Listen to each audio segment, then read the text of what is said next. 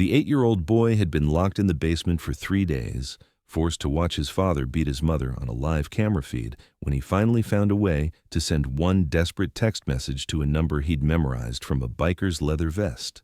Before we dive into the story, make sure to smash subscribe because tomorrow we have an extra special story for you that will blow your mind. Marcus stared at the small screen his father had installed in the basement corner. The camera showed everything happening upstairs in the living room. His mother was tied to a chair, blood dripping from her split lip.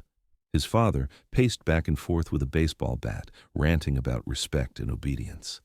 This had been going on for 3 days, and Marcus hadn't eaten anything except stale crackers and warm water his father occasionally threw down the stairs. "Watch carefully, boy," his father had said when he first locked him down there. "This is what happens to people who don't follow rules. You're going to watch every second of what your mother deserves." But Marcus had a secret. 2 weeks ago at the grocery store, he'd met a biker named Rex who had given him a business card. Rex had noticed the bruises on Marcus's arms and quietly slipped him the card while his father wasn't looking. "If you ever need help, kid, you memorize this number. Text or call, day or night." Marcus had hidden the card and memorized the number by repeating it in his head every night before sleep.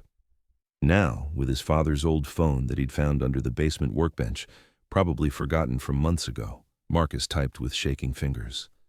"Help! Dad locked me in basement, making me watch him hurt Mom on camera. 1847 Willow Street." He pressed send and prayed the phone still worked. The battery showed 12%. Upstairs, his father's voice grew louder. "Tell our son what a worthless woman you are," he screamed at Marcus's mother. "Please, James, he doesn't need to see this," she begged through split lips. "Oh, he needs to see everything. He needs to learn." Marcus curled up in the corner, trying not to look at the screen but unable to escape the sounds. The old phone buzzed, a response. "Stay hidden. We're coming. Rex." Rex was sitting in the Iron Wolves clubhouse when the text came through. He read it twice, his face going from confusion to rage in seconds. He stood up so fast his chair crashed backward. "Church, now!" he roared. Within minutes, 25 members of the Iron Wolves Motorcycle Club were gathered in their meeting room. Rex showed them the text. "That's the kid from the grocery store," Rex explained. "The one with all the bruises I told you about." 3 days in a basement," growled Tank, the club's sergeant-at-arms. "Forced to watch violence." "We ride," said Hammer, the club president. "But we need more than just us. This needs to be done right." Phone calls went out. The Savage Sons, their allied club from the next county, promised 15 riders. The Road Demons sent another dozen. Within an hour, over 50 bikers were gathering at an abandoned warehouse 5 blocks from Marcus's house. "Listen up," Hammer addressed the crowd. "This isn't some bar fight. There's a kid in danger and a woman being tortured. We go in smart. Rex, you still got that buddy who's a paramedic?" "Already called him. He's on standby." "Good. Tank, what do we know about the layout?" Tank had already pulled up property records on his phone. "Single-family home. Basement access from inside only. Neighbors on both sides, so we need to be careful about crossfire if this goes bad." "No guns unless he pulls first," Hammer ordered. "We're not giving the cops any excuse to take us down instead of him." Back in the basement, Marcus heard his father's footsteps on the stairs. His heart pounded as he quickly shoved the phone under an old paint can. "You watching, boy?" his father called down. "Your mother just earned herself another lesson." "Yes, sir," Marcus whispered, louder. "Yes, sir," Marcus shouted, tears streaming down his face. "Good. Keep watching. I'll know if you close your eyes." The footsteps retreated.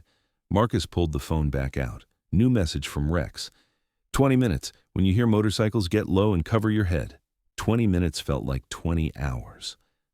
On the screen, his father had moved on to psychological torture, making his mother recite all the ways she had failed as a wife and mother.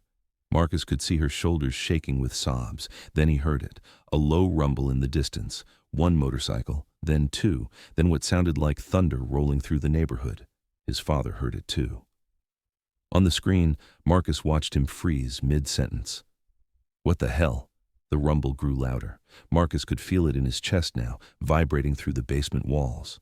He did what Rex said, got low in the corner and covered his head. His father ran to the window. Even from the basement camera angle, Marcus could see his face go pale. No, no, no, his father muttered. How did they, who called? The motorcycles weren't just passing by. They were surrounding the house. The rumble became deafening as 50 bikes formed a complete circle around the property. Then, sudden silence as they all cut their engines at once. James grabbed his bat and a pistol from the coffee table. "Stay there," he snarled at his wife. "This isn't over." Marcus heard the front door slam. Then voices, lots of them. His father's high and panicked. "Get off my property! This is private property!" A calm, deep voice responded, "We're here for the boy, James." "I don't know what you're talking about. Get out of here before I call the cops." "Call them," the voice said. "In fact, we already did. They're about 3 minutes out. Question is, what condition will they find you in when they get here?" Marcus recognized that voice. Hammer, the President Rex had introduced him to once. "You threatening me?" his father shouted. "I got rights. This is my house, my family." "Your family?" Another voice cut in. Rex. "The boy you got locked in the basement? The woman you've been torturing for 3 days? That family?" Silence. Marcus held his breath. "I don't know what you're talking about," his father said, but his voice cracked. "Marcus texted me," Rex said simply. "Told us everything. Now you got 2 choices. You can put down that bat and gun and wait for the cops like a good boy. Or we can do this the hard way." 50 of us, Hammer added. "One of you. Think real careful about your next move, James." On the screen, Marcus saw his mother struggling with her bonds. She'd worked one hand free while his father was distracted. She reached for something, the house phone on the side table. Outside, sirens wailed in the distance. Marcus heard a crash. His father had dropped the bat. "Smart choice," Hammer said. "Now the gun." "You can't prove anything," James said desperately. "It's my word against some biker trash and a lying kid." That's when Marcus heard his mother's voice, stronger than he'd heard it in years. "I called 911 5 minutes ago. They've been listening to everything, including your confession just now." The basement door burst open. Not his father, Rex with 2 other bikers behind him. "Marcus, you down there, buddy?" "I'm here." Marcus scrambled toward the stairs. Rex met him halfway, scooping the boy up in his massive arms. "You're safe now, kid. It's over." "My mom?" "She's okay. Paramedics are checking her out." They emerged into chaos, police cars everywhere, lights flashing. His father face down on the front lawn with 3 officers holding him down. 50 bikers standing in a protective circle, keeping reporters and neighbors back. Marcus saw his mother on a stretcher, paramedics tending to her injuries. "Mom! Baby!" She reached for him with her one free hand, the other being bandaged. "My brave boy, I'm so proud of you." "I'm sorry I couldn't help you," Marcus sobbed. "You did help," she said. "You saved us both." Detective Rodriguez approached them. "Ma'am, we need to see the basement, the camera setup." "It's all there," she said. 3 days of recorded evidence. He made our son watch everything." The detective's face hardened. "He won't see daylight for a long time." As James was loaded into the police car, he turned to look at his son. Marcus met his eyes steadily, Rex's hand protective on his shoulder. The 8-year-old didn't look away. The monster who had terrorized them for so long suddenly looked small and pathetic in handcuffs. What happens next changed this small town forever, proved that sometimes guardian angels wear leather and ride Harleys, and showed one brave boy that real strength comes from knowing when to ask for help. If you're enjoying the story, please like, share, and subscribe for more. The next morning, the story was all over the news. 50 bikers save. Child forced to watch mother's torture ran headlines across the state. But for Marcus, the real story was just beginning. Child Services wanted to place him in foster care while his mother recovered in the hospital.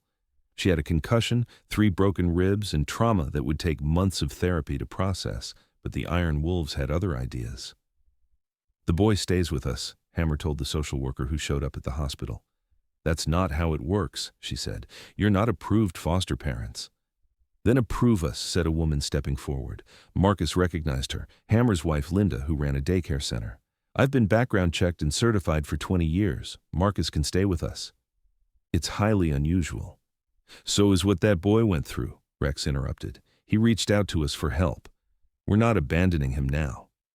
The social worker looked at Marcus, who was clinging to Rex's hand. "What do you want, sweetie?" Marcus looked at the room full of bikers who had saved him. These scary-looking people with their tattoos and leather had shown him more kindness than his father ever had. "I want to stay with them," he said quietly. "Your mom agrees?"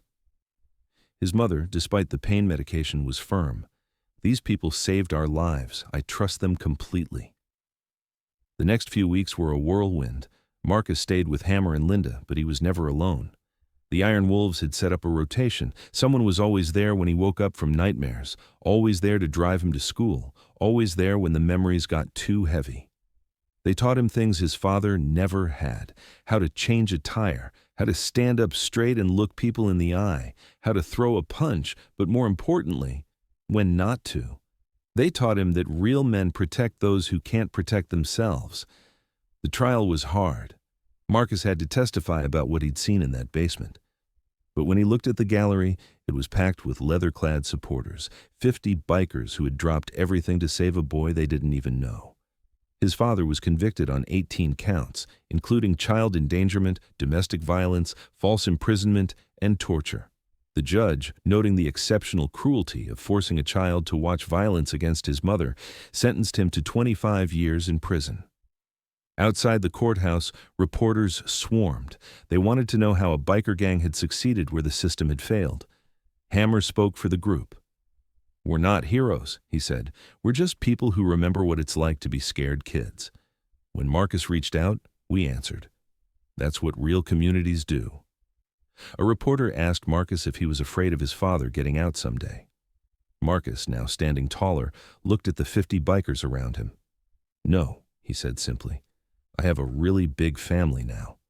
The story could have ended there, but life had more lessons for Marcus. His mother, Rachel, slowly healed.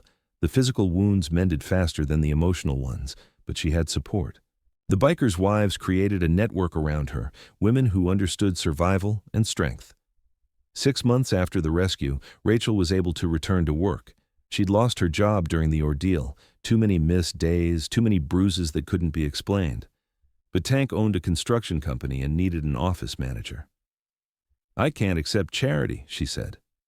"It's not charity if you're the best person for the job," Tank replied. "Besides, you think I want to do my own paperwork? You'd be saving me." Marcus thrived in his new environment. The nightmares faded. He started playing baseball. Rex coached the team. He learned to work on motorcycles. By his 9th birthday, he could change oil and adjust a chain. But most importantly, he learned what real family looked like. Not all the lessons were easy. Some kids at school called him Biker Boy and said his new family was just a gang. Marcus struggled with the taunts until Rex sat him down. "People fear what they don't understand," Rex explained. "They see the patches and the bikes and think they know who we are. But you know the truth. That you're good people. That we're just people, period. Good and bad like everyone else. But when it counts, we show up." A year after the rescue, Marcus faced an unexpected challenge. His father's parents, grandparents he barely knew, sued for visitation rights. They claimed the bikers were a bad influence and that Marcus belonged with real family. The courtroom was packed again, but this time with a mix of leather and suits. Marcus had to speak to the judge in chambers. "They say these bikers are dangerous," the judge said. "What do you think?" Marcus thought carefully. "My dad never had a motorcycle, but he was the most dangerous person I ever met. Rex and Hammer and all of them. They look scary, but they taught me how to be brave. They showed up when I needed help." "And your grandparents?" "They knew what my dad was doing," Marcus said quietly. "Mom told them. They said it was none of their business, that we should keep family problems private." The judge's face hardened. She'd seen the evidence, the photos of Rachel's injuries, the basement camera footage. She'd read the text messages where Rachel had begged her in-laws for help months before the final incident. The ruling was swift. No visitation rights.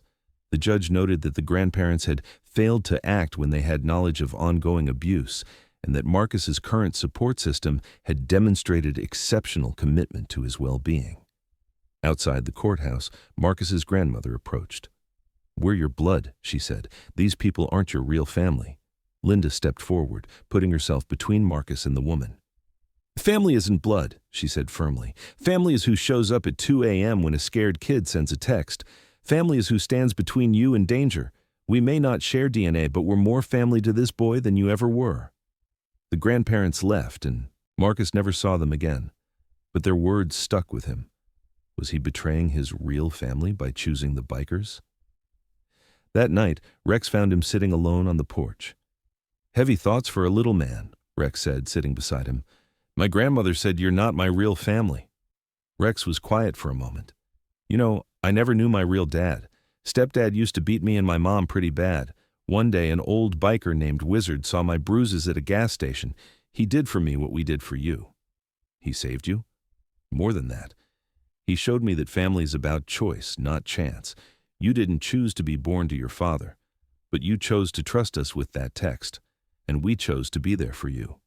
That's more real than blood ever could be." As Marcus grew, the bond only strengthened. When he was 12, he faced another test. His father had somehow gotten a letter out of prison delivered to Marcus's school. The principal called Rachel immediately. The letter was full of manipulation. James claimed he'd changed, found God, realized his mistakes. He begged Marcus to forgive him, to write back, to remember the good times before things went bad. Marcus read it in Hammer's office, surrounded by the men who'd become his fathers. His hands shook, but not from fear, from anger. "He wants me to forget," Marcus said, "like those 3 days in the basement didn't happen." "What do you want to do?" Hammer asked. Marcus looked at the letter again. His father had included a photo. Him in prison chapel, holding a Bible, looking remorseful. It was all performance, just like the loving father act he'd put on in public before. "I want to write back," Marcus decided. The bikers exchanged glances. "You sure?" Rex asked. "Yeah, but not what he wants to hear." Marcus wrote a single page. He told his father about his new family, about learning to rebuild motorcycles, about his mother's promotion at work. He told him about the nightmares that had finally stopped, the therapy that had helped, the strength he'd found. He ended with one line. "I forgive you, but I'll never forget, and I'll never let you hurt us again." He never got a response. His father tried twice more over the years, but Marcus never wrote again. Some bridges were meant to stay burned. When Marcus turned 13, the Iron Wolves surprised him with something unexpected, his own vest. Not a full member patch, but a Prospect Sun rocker. It meant he was under their protection and guidance until he was old enough to decide his own path. "You don't have to follow in our footsteps," Hammer explained. "This just means you're family, no matter what road you choose." Marcus wore that vest with pride, not because he wanted to be a biker, but because it represented the people who'd saved him. When other kids had sports jerseys with their heroes' names, Marcus had a vest that meant 50 people would always have his back. High school brought new challenges. Marcus excelled academically. Turns out, when you're not living in constant fear, you can actually focus on homework. He joined the wrestling team, channeling the fighting spirit the bikers had taught him into something positive. But the past has a way of reaching forward. During his sophomore year, a new student transferred in, his cousin, his father's brother's kid. Tyler had heard only his family's version of events, where James was a victim of a biker gang conspiracy. The confrontation was inevitable. Tyler cornered Marcus after school, 3 friends backing him up. "You're the kid who got my uncle locked up," Tyler spat. "My dad says you lied, that those bikers coached you." Marcus stood his ground. 3 years of training with Rex had taught him to stay calm under pressure. "Your uncle made me watch him torture my mother for 3 days. I was 8 years old, locked in a basement.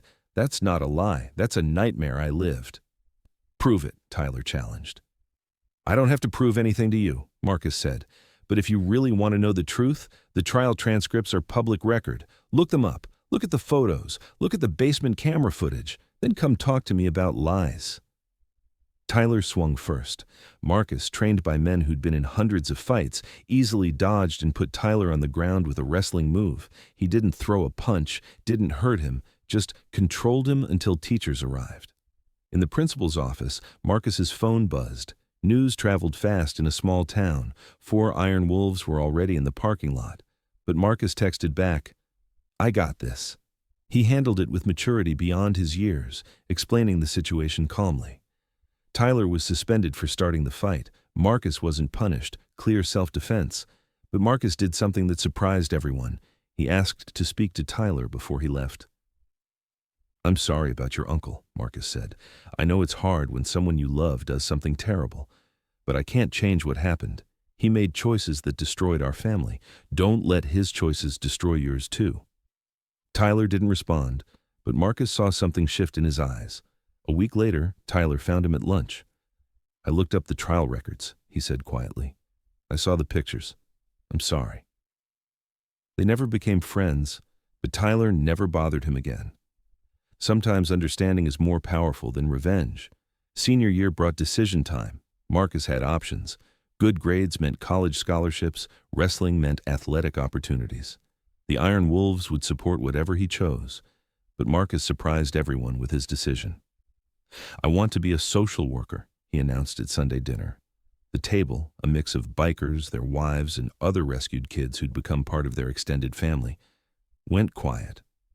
Linda was the first to speak. "That's beautiful, honey. But why?" "Because someone should have helped us before it got that bad," Marcus said. "There were signs for years, teachers who saw bruises, neighbors who heard fights, family who knew but did nothing. I want to be the person who actually does something." Rex's eyes were suspiciously wet. "That's about the best reason I ever heard." College wasn't easy.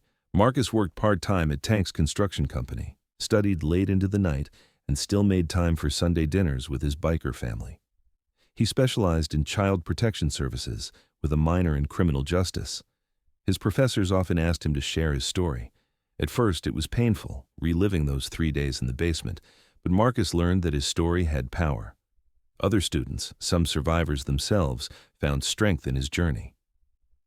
During his junior year, Marcus got an unexpected message. Tyler, his cousin, reached out.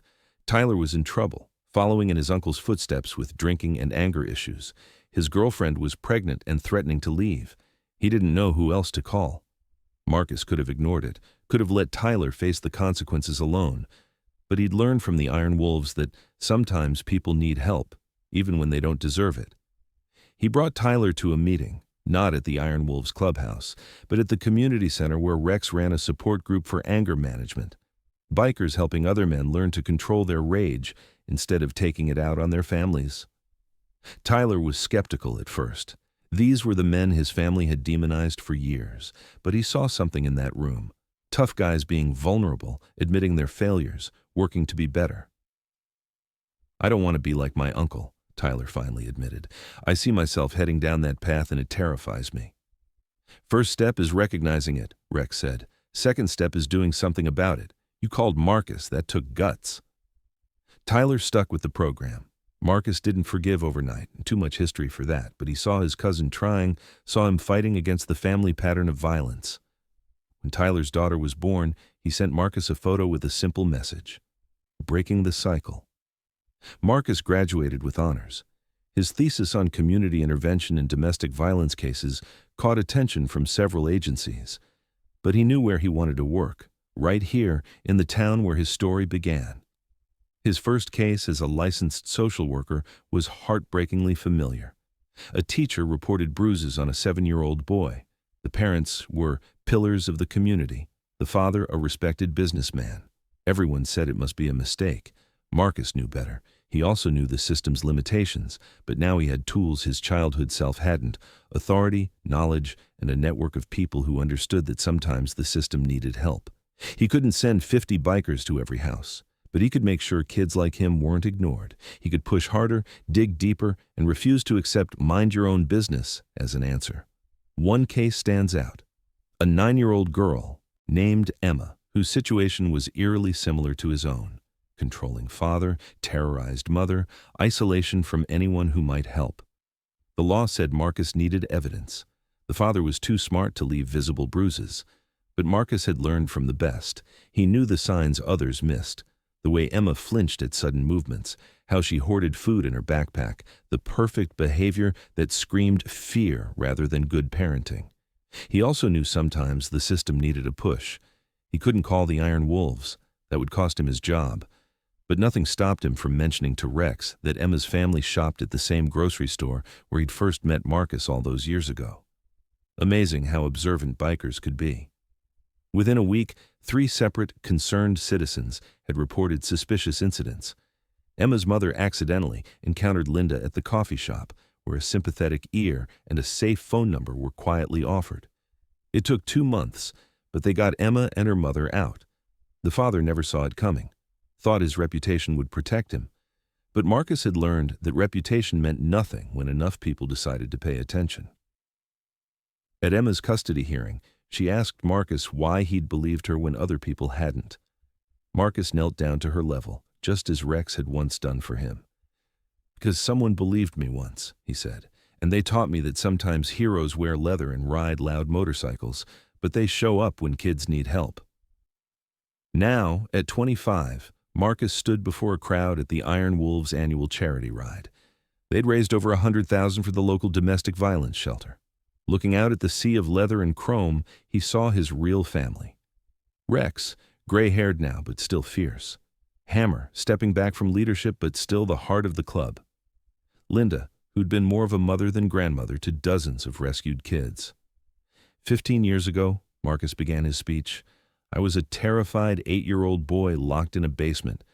I sent one desperate text to a number I'd memorized, not knowing if anyone would answer. 50 bikers showed up to save not just my life, but my soul. The crowd was silent, even the tough guys wiping away tears. They taught me that family isn't about blood. It's about who shows up. They taught me that strength isn't about violence. It's about protecting those who can't protect themselves. And they taught me that sometimes the scariest-looking people have the biggest hearts. He raised his glass. Just soda, he'd seen too much of what alcohol could do. To the Iron Wolves, who answered a scared kid's text, to every person here who proves that angels sometimes wear leather, and to every child out there who needs to hear this, help exists. You just have to be brave enough to ask for it. The roar of approval was deafening. 50 motorcycles revved in unison, the sound echoing across town. Marcus smiled, remembering how that sound had once meant salvation to a boy trapped in a basement. His phone buzzed, a text from an unknown number. His blood chilled as he read, "Please help. My stepdad hurts us. I don't know what to do." Marcus looked at Rex, who'd seen his face change. Without words, Rex understood. The cycle continued, but this time they were ready. Marcus typed back quickly, "You're brave for reaching out. Help is coming. What's your address?" As he coordinated the response, calling his office, alerting the police, making sure everything was done legally this time, Marcus felt the weight of his journey, from victim to survivor to protector. The scared boy in the basement had become the man who made sure no child faced that darkness alone. Later that night, after another successful rescue, Marcus stood in his apartment looking at the framed photo on his wall. It showed him at 13, surrounded by 50 bikers wearing his prospect vest for the first time. Next to it hung his social work degree and his father's arrest record, reminders of where he'd been and where he'd chosen to go. His phone rang. His mother, calling from her own apartment where she lived independently but supported. "I'm proud of you," she said simply. "Your father tried to break us, but look what we became instead." "We became family," Marcus said, "just not the kind he expected. Tomorrow would bring new cases, new children needing help, new battles against those who hurt the innocent. But tonight, Marcus knew he wasn't fighting alone. He had 50 leather-clad angels who'd taught him that sometimes salvation comes on 2 wheels, that family is chosen, not born, and that one desperate text can change everything. The 8-year-old boy who'd cowered in a basement had grown into a man who made sure no child's desperate message went unanswered. And somewhere out there, another scared kid was learning what Marcus had discovered that terrifying night 15 years ago. When you're brave enough to ask for help, sometimes heroes show up in the most unexpected ways. The Iron Wolves still ride every Sunday. Marcus joins them when he can, his old prospect vest replaced with full member patches he earned not through violence, but through valor. They cruise past his old house, now home to a happy family, and past the grocery store where it all began. And if you listen carefully over the rumble of engines, you might hear what they're really saying. We're here. We're watching. And no child in this town will ever face their monsters alone. Because sometimes 50 bikers surrounding a house isn't a threat. It's a promise.